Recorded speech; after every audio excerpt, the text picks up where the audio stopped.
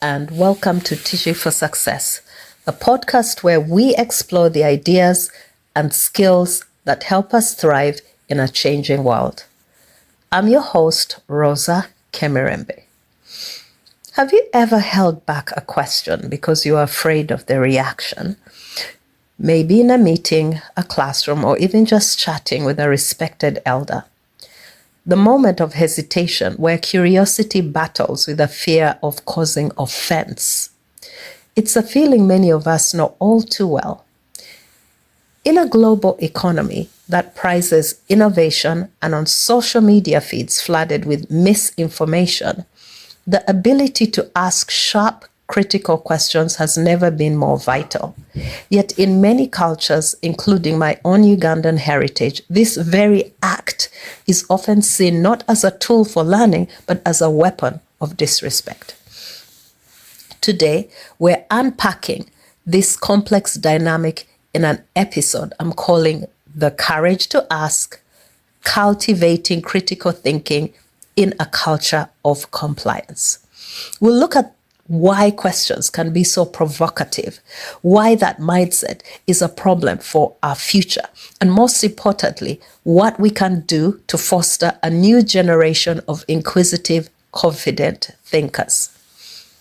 Let me paint a picture with a story that I suspect you resonate with. I was once at a baker's home looking at the final touches of my cousin's magnificent wedding cake. It was stunning. But being curious about the craft, I asked a simple procedural question. It's beautiful. Is this the finished product, or will there be more details added? The room went cold. The baker's face tightened. Her reply was sharp. Are you the bride? In that moment, my innocent curiosity was interpreted as a critique. The unspoken rule was clear. Her work was not to be examined or inquired about. Only the bride had that right. My question wasn't seen as a search for understanding. It was seen as a challenge to her authority and her art. On another occasion, with a well-known Kampala decorator, my family and I sketched a design we hoped for at her own invitation.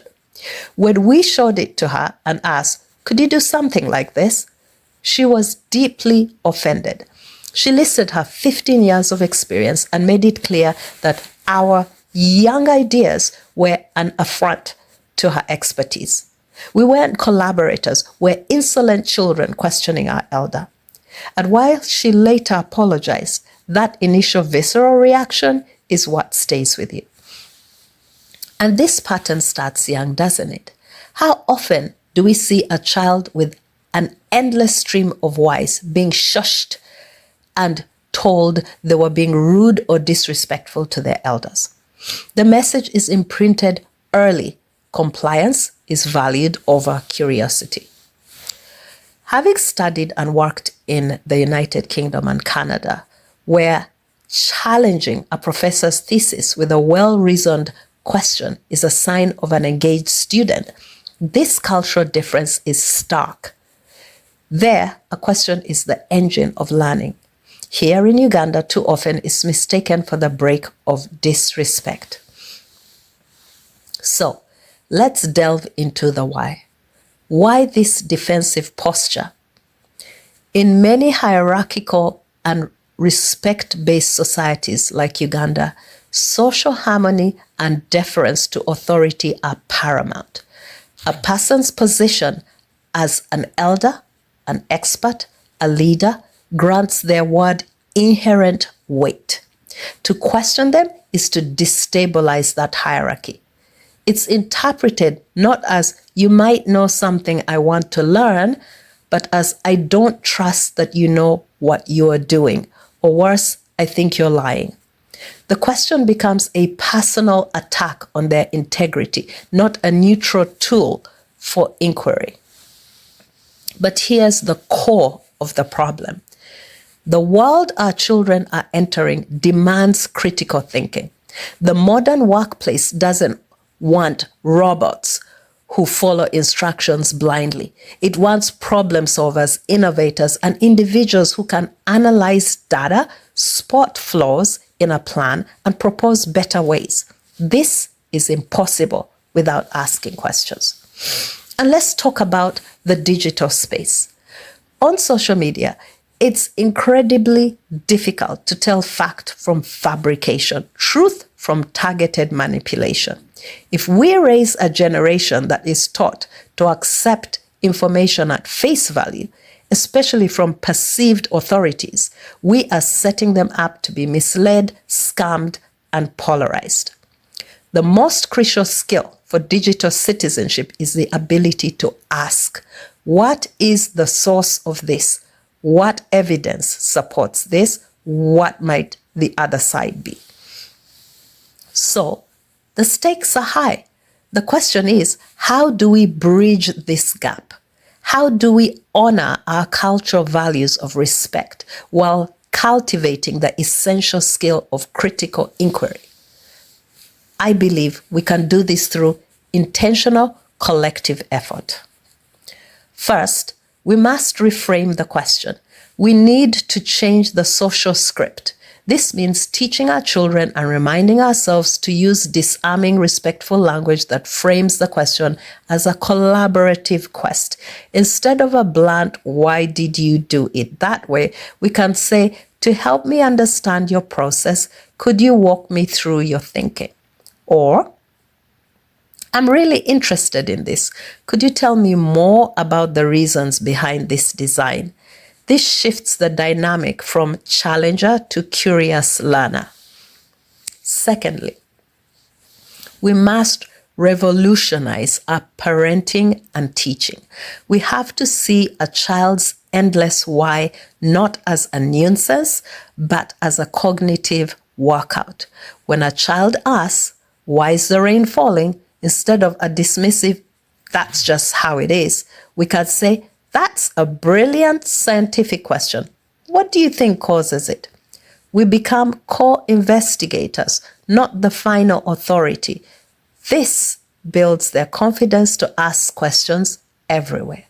Thirdly, we must model intellectual humility. This is perhaps the hardest, most powerful step.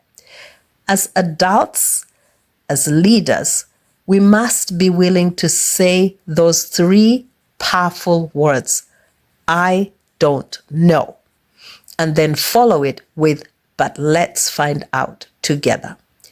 When a teacher, a manager, or a parent admits they don't have all the answers, it gives everyone else permission to be learners too. It demonstrates that the goal is not to be an infallible authority, but a lifelong student. And finally, we must explicitly teach critical thinking. We need to integrate it directly into our education system. This means lessons on how to identify reliable sources, how to spot logical fallacies, and how to construct a powerful open-ended question. It's about moving beyond rote memorization and into the realm of analysis and evaluation. Remember, every paradigm shift in human history, from realizing the earth revolves around the sun to the creation of the internet, began with a question. A question is a humble admission that there is more to know. It is the spark of innovation, the foundation of accountability, and the birthright of every curious mind. Let us choose to be a people who fan that spark into a flame. Let us build a culture where respect and curiosity are not opposites, but partners in the journey toward a brighter, more thoughtful future. I am your host, Rosa Kemerembe. Thank you for listening. Tune in next time for more educational insights from Teaching for Success.